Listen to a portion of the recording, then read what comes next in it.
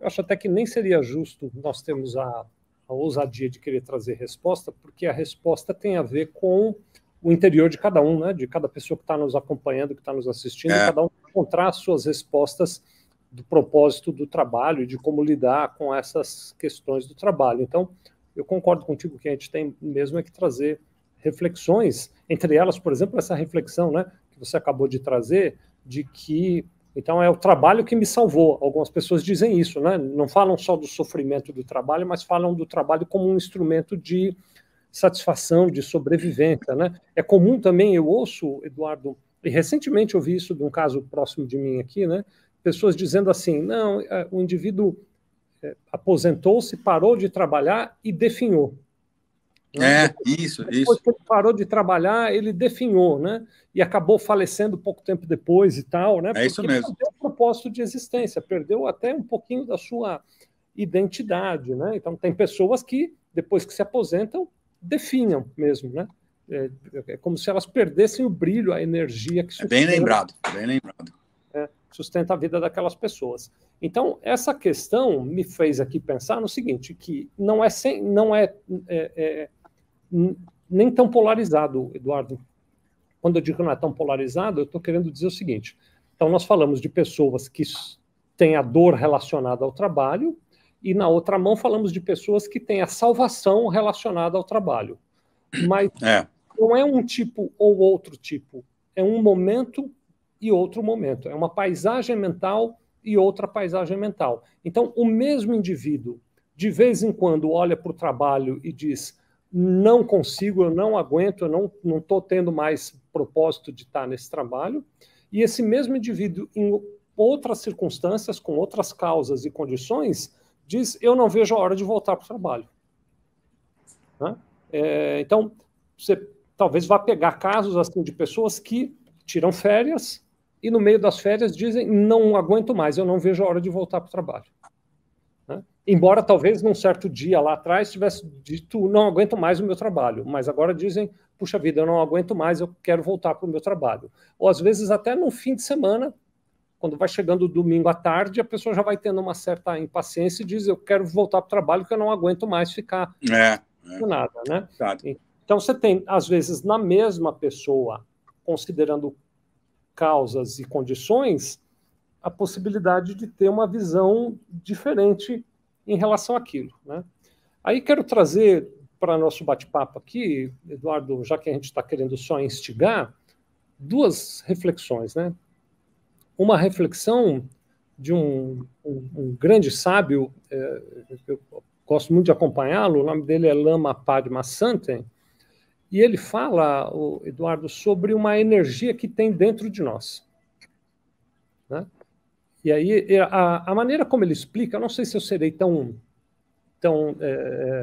didático e lúdico para explicar, mas eu vou tentar, vou usar o exemplo dele. Né?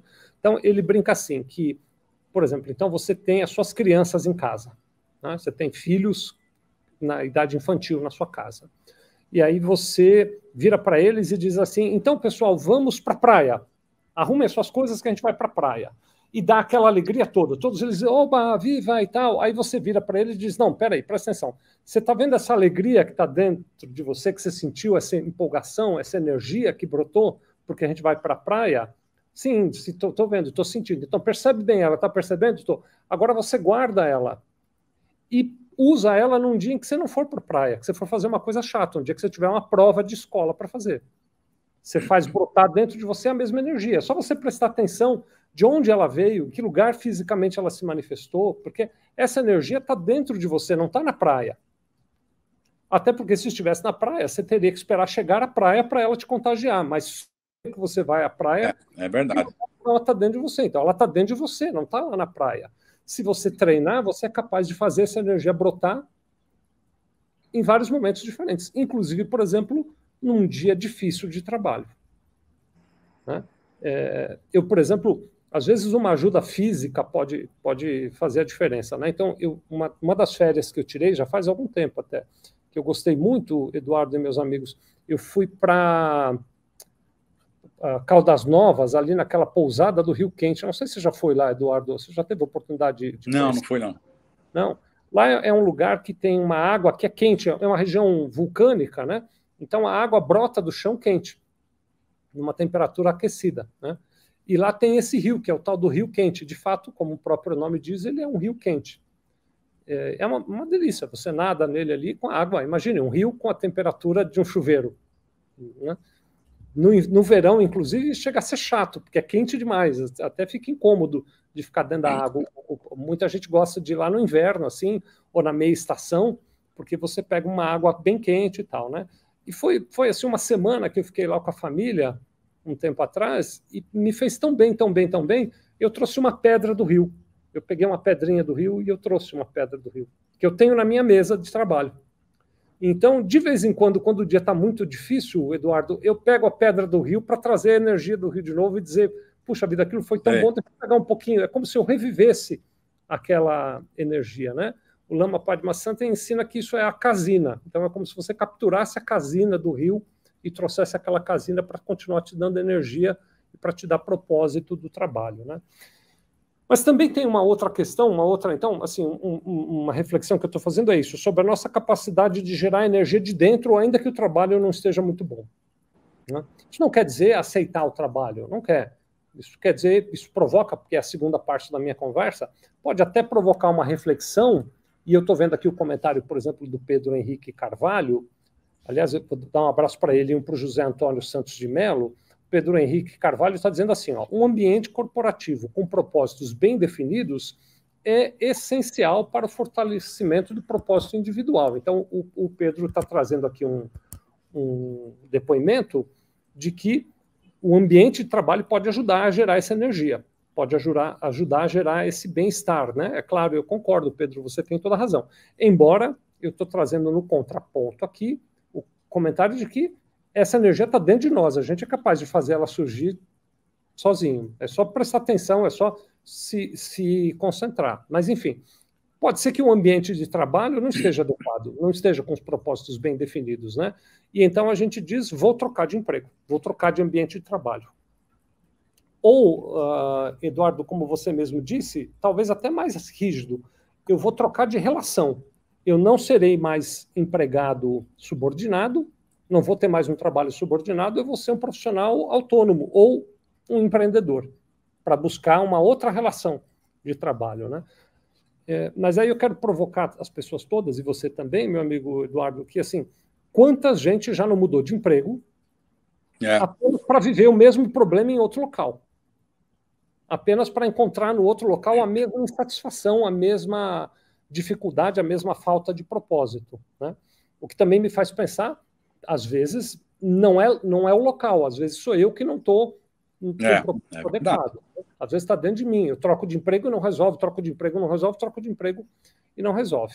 Embora nos tempos de hoje, ficar muito tempo no mesmo emprego não faz muito mais sentido, né? Os nossos pais, por exemplo, Eduardo, eles vêm de uma geração que o orgulho era ter um único emprego na vida e se aposentar ali, né? Nós já pegamos uma época de transição, mas a juventude de hoje, para eles não faz sentido pensar em ter um único emprego na vida inteira. Eu acho que não faz. Os jovens que nos assistem não vão ver sentido nisso. Mas você troca de emprego e nem sempre encontra no outro emprego que você está procurando. Pode até encontrar uma remuneração maior, mas talvez não encontre a satisfação, né? E aí a gente vai ver depoimento de pessoas, muitos depoimentos de pessoas que trocam, não ficam satisfeitos, mas que depois de um tempo, eu não estou dizendo que é o caminho, só estou colocando, aceitam até ter um emprego onde eles ganham menos, mas onde eles se sintam mais realizados, onde eles sintam que o propósito de vida deles é mais pleno, né? É onde eles sintam que o propósito de vida deles faz mais sentido. E só para trazer esse comentário final, falei de tanta coisa aqui, né? Mesmo que você saia do emprego e diga, vou empreender, vou ser um profissional liberal ou vou criar uma empresa, você vai descobrir que não é tão fácil assim, que depois lá tem outros desafios. O próprio doutor Eduardo já estava aqui brincando conosco, né? Aí você passa a ter não apenas um patrão, você tem um monte de patrão, um monte de chefes, porque todo cliente passa a ser seu chefe. Então, é um cenário complicado, né?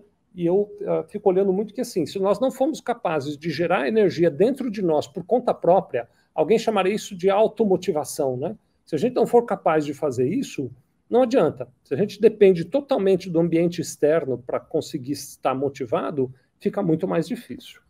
Você fugiu muito do tema, viu, Eduardo? E meus amigos e amigas, me perdoem se eu divaguei demais aqui, viu?